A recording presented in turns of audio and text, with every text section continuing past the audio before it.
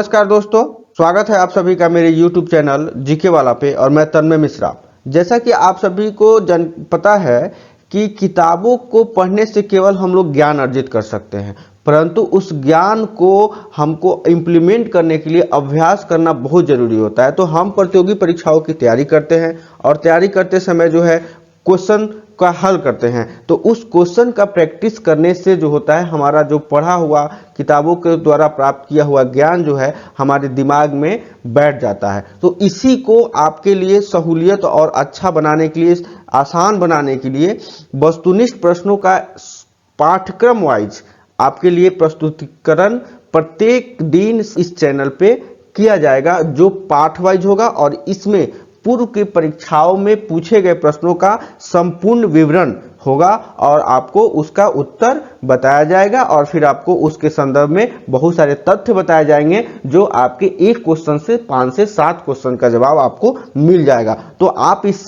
Channel को प्रतिदिन से देखें और आप इस चैनल पे नए हैं तो इसको सब्सक्राइब कर लें, इसको लाइक कर दें और शेयर जरूर कर दें अपने दोस्तों के साथ, क्योंकि बहुत ही शानदार और जानदार तरीके से इसकी प्रस्तुति की जाएगी। तो अभी हम लोग आज स्टार्ट कर रहे हैं ब्रिटिश सत्ता का विस्तार, बंगाल, मैसूर और पंजाब के संदर्भ में जितने भी क्वेश्चन प्रीवियस ईयर क्वेश्चन आए हुए हैं विभिन्न परीक्षाओं में, उस सारे क्वेश्चन को हम इस चैप्टर में करेंगे। तो इसका ये पार्ट 1 वीडियो होगा और इसका कल जो है पार्ट 2 वीडियो जारी किया जाएगा, जिसमें आपका ये चैप्टर समाप्त हो जाएगा। तो चलिए बढ़ते हैं और चलिए देखते हैं आज का पहला प्रीवियस ईयर क्वेश्चन।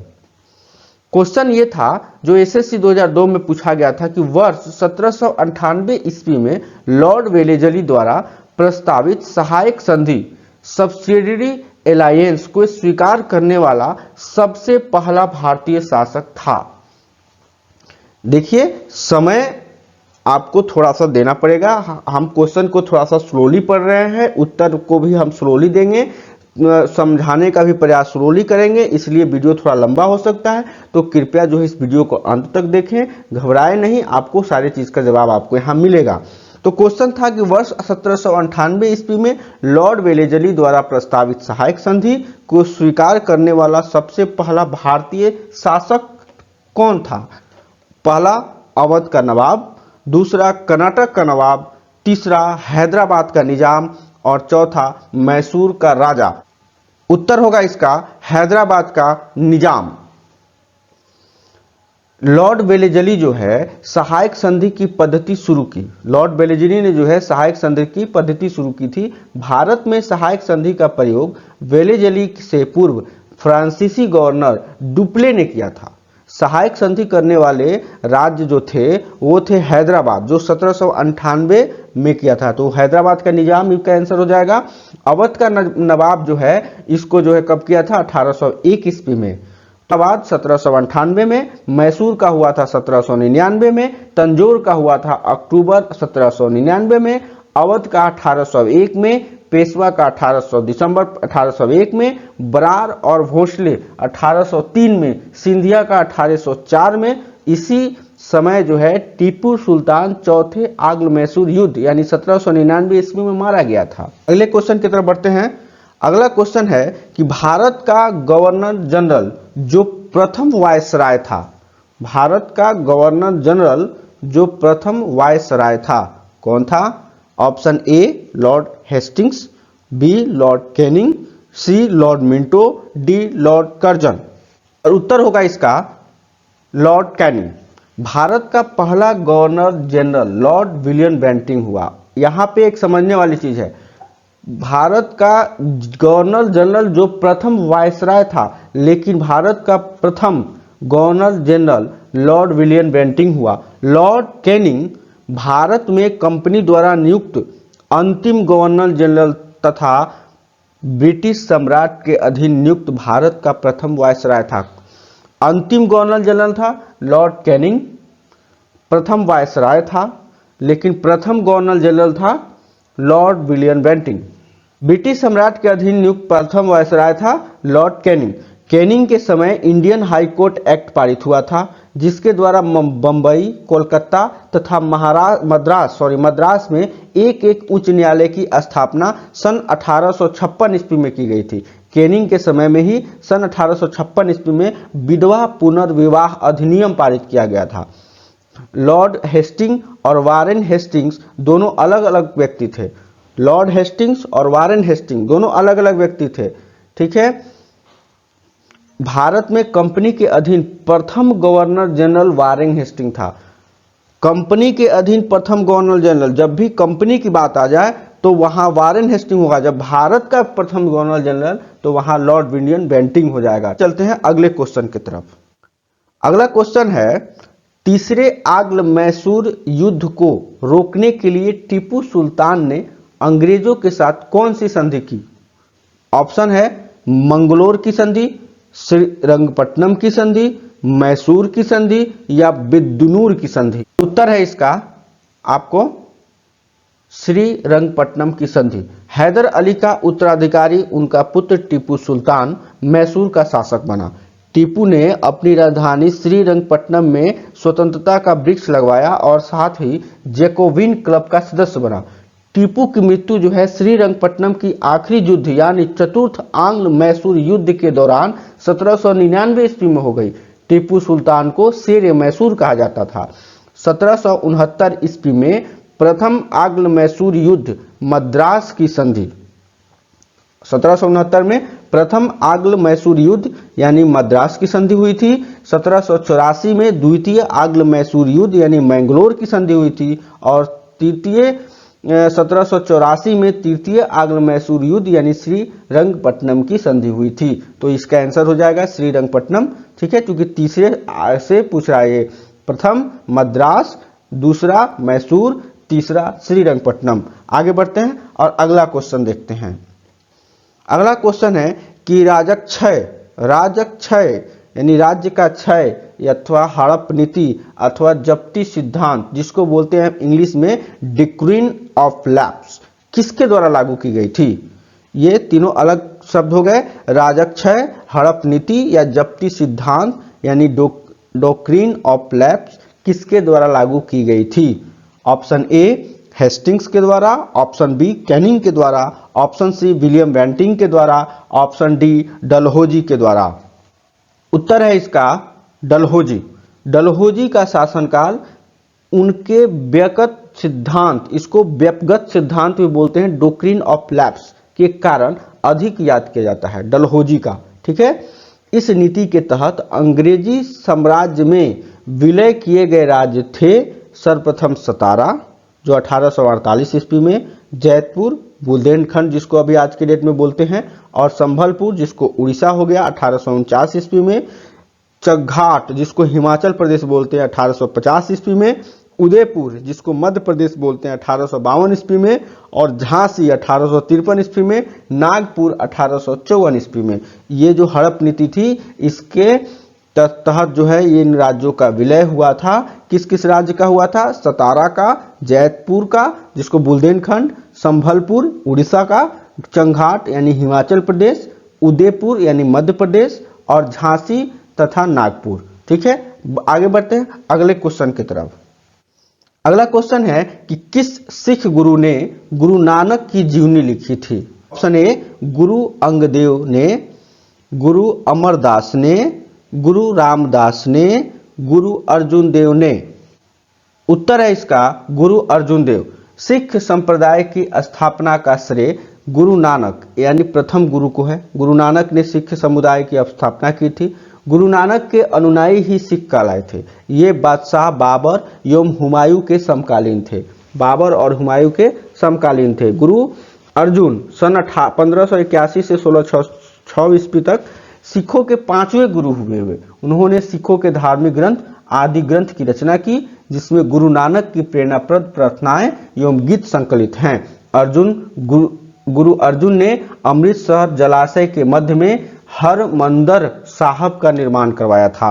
हरमंदर साहब का निर्माण गुरु अर्जुन ने करवाया था, ठीक है, और उन्होंने ही गुरु नानक के जीवनी को लिखी थी। आगे बढ़ते हैं अगले क्वेश्चन की तरफ। अगला क्वेश्चन है कि सिखों के सैन्य संप्रदाय यानी खालसा पंथ का प्रवर्तन किसने किया था? खालसा पंथ का प्रवर्तन ऑप्शन ए हरराम, बी हरकिशन, सी हरगोविंद सिंह और डी तेग बहादुर। और उत्तर है इसका गुरु गोविंद सिंह, यानी सिखों के 10वें एवं अंतिम गुरु गुरु गोविंद सिंह। इनका जन्म जो है 1666 ईस्वी में पटना में हुआ था। गुरु गोविंद सिंह अपने को सच्चा पातशाह कहा, सच्चा पातशाह, जिन्होंने सिखों के लिए 5 करार अनिवार्य किया और सभी लोगों को अपने नाम के अंत में सिंह शब्द जोड़ने के लिए कहा। 1699 ईस्वी में बैसाखी के दिन गुरु गोविंद सिंह ने खालसा पंथ की स्थापना की। पाहुल प्रणाली की शुरुआत गुरु गोविंद सिंह ने की थी। आगे बढ़ते हैं अगले क्वेश्चन की तरफ। अगला क्वेश्चन है कि 1757 में सिराजुद्दौला किसके द्वारा पराजित किया गया? किसके द्वारा पराजित किया गया? ऑप्शन ए कैनिंग के द्वारा, ऑप्शन बी हेस्टिंग्स के द्वारा, ऑप्शन सी क्लाइव द्वारा, ऑप्शन बी डी कॉर्नवालिस के द्वारा। उत्तर है क्लाइव। प्लासी का युद्ध 1757 ईस्वी को यानी 23 जून 1757 ईस्वी को अंग्रेजों के सेनापति रॉबर्ट क्लाइव और बंगाल के नवाब सिराजुद्दौला के बीच हुआ। इसमें नवाब अपने सेनापति मीर जाफर की धोखाधड़ी के कारण पराजित हो गया। अंग्रेजों ने मीर जाफर को बंगाल का नवाब बनाया। प्लासी की लड़ाई में मोहनलाल एवं मीर मदान के नेतृत्व में एक छोटी सेना नवाब के वफादार रही। मीर मदान लड़ते हुए मारा गया और क्लाइव के हाथों की कठपुतली नवाब मीर जाफर को अंग्रेजों ने 1760 ईस्वी में हटाकर उनके दामाद मीर कासिम को बंगाल का नवाब बना दिया। आगे बढ़ते हैं अगले क्वेश्चन की तरफ। सुगौली की संधि 1816 ईस्वी किनके बीच संपन्न हुई थी? सुगौली की संधि option A east India company और नेपाल के बीच, बी ईस्ट इंडिया कंपनी और मिथिला के बीच, सी ईस्ट इंडिया कंपनी और अवध के बीच, डी अवध का नवाब और नेपाल के बीच। और उत्तर होगा इसका ईस्ट इंडिया कंपनी और नेपाल के बीच। लॉर्ड हेस्टिंग के समय आंग्ल नेपाल युद्ध सन 1814 से 16 ईस्वी में हुई थी। इसमें नेपाल के अमर सिंह थापा को आत्मसमर्पण करना पड़ा था। मार्च 1816 ईस्वी में अंग्रेजों एवं गोरखों के बीच सुगौली की संधि के द्वारा आंग्ल नेपाल युद्ध का अंत हुआ। इसी के समय 1822 ईस्वी का टैक्सी एक्ट या काश्तकारी अधिनियम लागू किया गया था। आगे बढ़ते हैं अगले क्वेश्चन की तरफ। अगला क्वेश्चन है कि ठगी प्रथा के उन्मूलन से संबंध गवर्नर जनरल थे।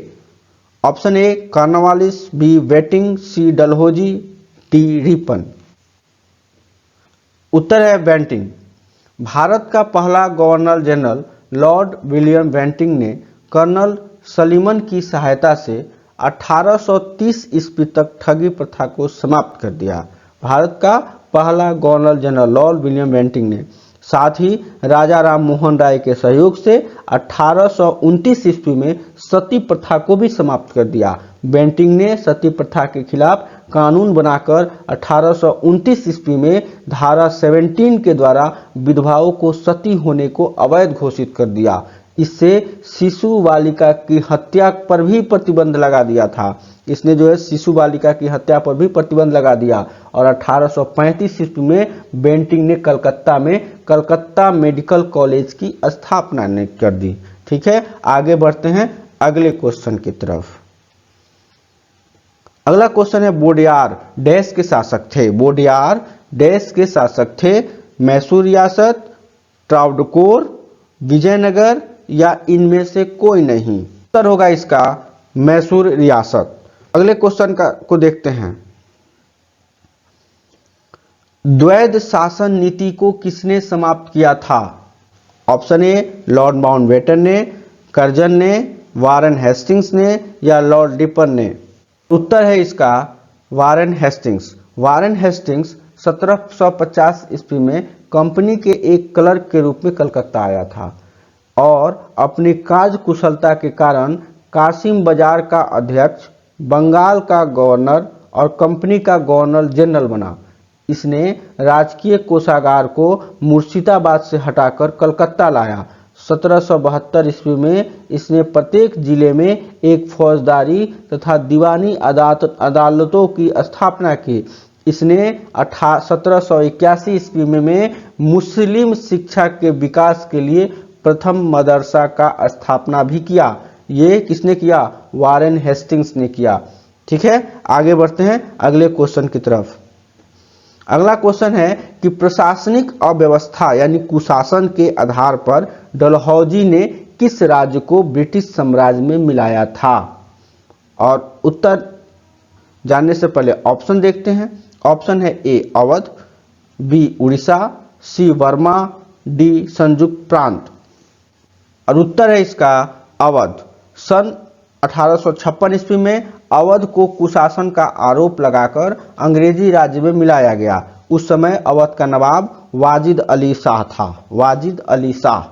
सन 1856 ईस्वी में इसने तोपखाने के मुख्यालय को कलकत्ता से मेरठ स्थानांतरित किया और सेना का मुख्यालय शिमला में स्थापित किया। शिक्षा संबंधी सुधारों में डलहौजी ने 1854 ईस्वी के वुड डिस्पैच को लागू किया। 1852 ईस्वी में एक इनाम कमीशन की स्थापना की। ठीक है, आगे बढ़ते हैं अगले क्वेश्चन की तरफ। अगला क्वेश्चन है कि निम्नलिखित में से ब्रिटिश सरकार द्वारा का वह गवर्नर जनरल कौन था जिसने भारत में डाक टिकट शुरू किए थे? Option A Lord Dalhousie, Lord William Bentinck, Lord Canning या लॉर्ड ऑकलैंड। और उत्तर है इसका लॉर्ड डलहौजी। सन 1854 ईस्वी में नया पोस्ट ऑफिस एक्ट पारित हुआ था। 1854 ईस्वी में नया पोस्ट ऑफिस एक्ट पारित हुआ और भारत में पहली बार डाक टिकट का प्रचलन आरंभ हो गया। डलहौजी को भारत में रेलवे का जनक भी माना जाता है। इसी के समय भारत में पहली बार 16 अप्रैल 1853 ईस्वी में बम्बई से थाने के बीच 34 किलोमीटर प्रथम रेल चलाई गई थी, जिसने सन 1854 ईस्वी में एक स्वतंत्र विभाग के रूप में लोक सेवा विभाग की स्थापना की। डलहौजी ने नर बलि प्रथा को भी रोकने का प्रयास किया था। आगे बढ़ते हैं अगले क्वेश्चन की तरफ। ईस्ट इंडिया कंपनी के नेतृत्व में रॉबर्ट क्लाइव का उत्तराधिकारी निम्नलिखित में से कौन था? ए बेंटिंग, बी कर्नवालिस, सी हेस्टिंग्स, डी वेलेस्की। और उत्तर है इसका हेस्टिंग्स। रॉबर्ट क्लाइव ने बंगाल के समस्त क्षेत्र के लिए 2 उप दीवान, बंगाल के लिए मोहम्मद शमा खां और बिहार के लिए राजा सिताब राय को नियुक्त किया था। रेगुलेट एक्ट 1773 ईस्वी के अनुसार बंगाल के गवर्नर को अब अंग्रेजी क्षेत्रों का गवर्नर जनरल कहा जाने लगा। मद्रास और बंबई के गवर्नर को इसके अधीन कर दिया गया और इस प्रकार भारत में कंपनी के अधीन प्रथम गवर्नर जनरल वारेन हेस्टिंग्स हुआ। आगे बढ़ते हैं अगले क्वेश्चन की तरफ। अगला क्वेश्चन है सुरक्षा प्रकोष्ठ नीति रिंग फेंस पॉलिसी संबंधित है? ए वारेन हेस्टिंग्स से, बी लॉर्ड डलहौजी से, सी हेनरी लॉरेक्स से या लॉर्ड हेस्टिंग्स से। और उत्तर है इसका वारेन हेस्टिंग्स। 1772 ईस्वी में इसने प्रत्येक जिले में एक फौजदारी तथा दीवानी अदालतों की स्थापना की। इसने 1781 ईस्वी में कलकत्ता में मुस्लिम शिक्षा के विकास के लिए प्रथम मदरसा स्थापित किया और इसी के समय 1782 ईस्वी में जोनाथन डंकन ने बनारस में संस्कृत विद्यालय की स्थापना की। इसने राजकीय कोषागार को मुर्शिदाबाद से हटाकर कलकत्ता किया। आगे बढ़ते हैं अगले क्वेश्चन की तरफ। अगला क्वेश्चन है कि ईस्ट इंडिया कंपनी और बंगाल के नवाब के बीच जब प्लासी का युद्ध हुआ उस समय मुगल सम्राट कौन था? Option A Ahmad Shah, B Azizuddin Alamgir द्वितीय, सी मोहम्मद शाह और डी शाह आलम द्वितीय। और उत्तर है इसका अजीजुद्दीन आलमगीर द्वितीय। मुगल वंश का संस्थापक बाबर था। बहादुर शाह सेकंड यानी बहादुर शाह जफर अंतिम मुगल सम्राट था। प्लासी का युद्ध 23 जून 1757 ईस्वी को अंग्रेजों के सेनापति रॉबर्ट क्लाइव और बंगाल के नवाब सिराजुद्दौला के बीच हुआ और उस समय मुगल सम्राट था अज़्ज़ुद्दीन आलमगीर द्वितीय। आगे बढ़ते अगले क्वेश्चन की तरफ। अगला क्वेश्चन है कि निम्नलिखित में से किस भारतीय को क्लाइव ने बिहार का नायब दीवान नियुक्त किया था? Option A Amirchand, B Manikchand, C Rai Durlabh, D Raja Sitab Rai. उत्तर है इसका राजा सिताब राय। रॉबर्ट क्लाइव ने बंगाल में द्वैत शासन की व्यवस्था की, जिसके तहत राजस्व वसूलने, सैनिक संरक्षण एवं विदेशी मामले कंपनी के अधीन थे, जबकि शासन चलाने की जिम्मेवारी नवाब के हाथों में थी। इसने मुगल सम्राट शाह आलम द्वितीय को इलाहाबाद की द्वितीय संधि 1765 ईस्वी के द्वारा कंपनी के संरक्षण में ले लिया और रॉबर्ट क्लाइव ने बंगाल के समस्त क्षेत्र के लिए 2 उप दीवान, बंगाल के लिए मोहम्मद रजा खां और बिहार के लिए राजा सिताब राय को नियुक्त कर दिया। अगले क्वेश्चन की तरफ बढ़ते हैं। अगला क्वेश्चन है कि रणजीत सिंह ने सुप्रसिद्ध कोहिनूर हीरा प्राप्त किया था? ऑप्शन ए साहब शुजा से, जमा शाह से, दोस्त मोहम्मद से या शेर अली से। उत्तर है इसका शाह शुजा से। 1798-99 ईस्वी में रणजीत सिंह लाहौर का शासक बना। 25 अप्रैल 1809 ईस्वी को चार्ल्स मेटकॉप और महाराजा रणजीत सिंह के बीच अमृत शहर की संधि हुई। अजीत सिंह का राज्य 4 सूबों में बटा था, पेशावर, कश्मीर, मुल्तान और लाहौर। महाराजा रणजीत सिंह का विदेश मंत्री फकीर अज़्ज़ुद्दीन एवं वित्त मंत्री दीनानाथ था। 7 जून 1839 ईस्वी में रणजीत सिंह की मृत्यु हो गई। आगे बढ़ते हैं अगले क्वेश्चन की तरफ। अगला क्वेश्चन है कि किस सिख गुरु ने विद्रोही राजकुमार खुसरो की सहायता धन एवं आशीर्वाद से की थी? ऑप्शन ए गुरु हरगोविंद ने, ऑप्शन बी गुरु गोविंद सिंह ने, ऑप्शन सी गुरु अर्जुन देव ने, ऑप्शन डी गुरु तेग बहादुर ने। और उत्तर होगा इसका गुरु अर्जुन देव ने। गुरु अर्जुन देव सिखों के 5वें गुरु हुए। उन्होंने सिखों के धार्मिक ग्रंथ आदि ग्रंथ की रचना की। गुरु अर्जुन देव ने अमृतसर जलाशय के मध्य में हरमंदर साहब का निर्माण कराया। राजकुमार खुसरो की सहायता करने के कारण जहांगीर ने 1600 ईस्वी में गुरु अर्जुन को मरवा दिया था। आगे बढ़ते हैं अगले क्वेश्चन की तरफ। किसने अपनी राजधानी मुर्शिदाबाद से मुंगेर स्थानांतरित की?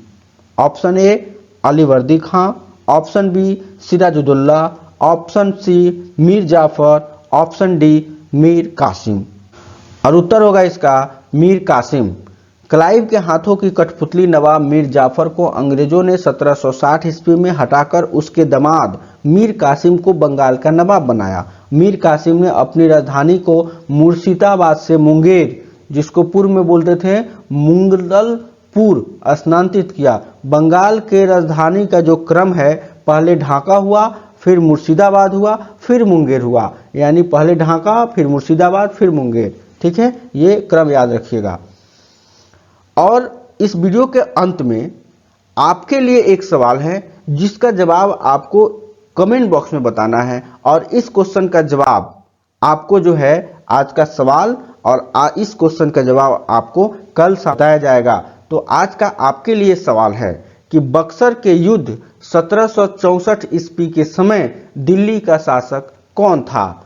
औरंगजेब, शाह आलम प्रथम, बहादुर शाह जफर या शाह आलम द्वितीय? इस प्रश्न का जवाब आप सभी हमें कमेंट बॉक्स में बताइए। कल इस प्रश्न का उत्तर अगले वीडियो में जारी किया जाएगा। तो कृपया इस चैनल को लाइक करें, अधिक से अधिक लोगों के बीच इसको शेयर करें, ताकि हमारा आपका जो है ये अभ्यास का सिलसिला ऐसे ही जारी रहे और सभी लोगों तक पहुंच सके। तो चलिए मिलते हैं पुनः एक नए क्वेश्चन के साथ। तो तब तक के लिए नमस्कार, बाय बाय।